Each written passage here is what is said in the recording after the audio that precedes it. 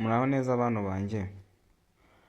Uyu munsi ndashaka kukwigisha ukuntu wajya ukoresha voice kuri WhatsApp, ibyo uvuze uri kodinze bikagenda nk'uwanditse, bikagenda mu myandikire muri make. Ndashaka kukwereka rero uburyo uzajya ubikoramo. Hari abantu batafite umwanya wo kwandika, bari mu rugendo runaka, batwaye se. Ngiye kukwereka ukuntu wajya ukoresha ijwi usa nk'uri kodinga ibyo uvuze bikagenda nk'uwabyanditse, kandi bikaba mu gihe gito cyane bitakugoye. Nkurikira rero nkwereka ukuntu uzajya ubigenza. Kurikirana neza iyi video yose urebe uko uzajya ubikora. Ikindi reba neza nimba umfollowinga, nimba utaramfollowinga ubikore nonaha. Twagiye. Uraza muri WhatsApp yawe, urinjira muri WhatsApp yawe bisanzwe. Hanyuma numara kwinjiramo urajya ku muntu ushaka guha ubutumwa cyangwa se kwandikira.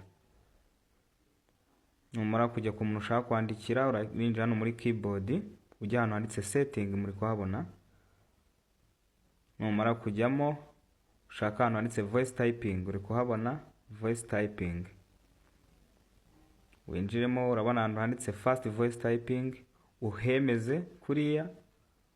Numara kuhemeza ukore back, usubire inyuma, ujye hano handitse language, muri kuhabona. Kuri language rero abantu benshi bakunda gukoresha Ikinyarwanda.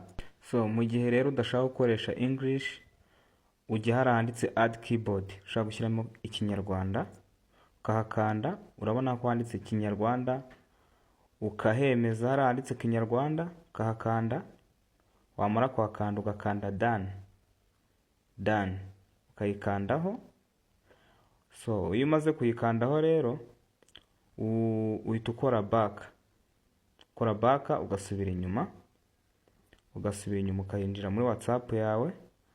Wa muntu rero ugiye guha ubutumwa, urabona hari ahantu handitse English, hari ahashyiramo space, urahakanda ugakomeza.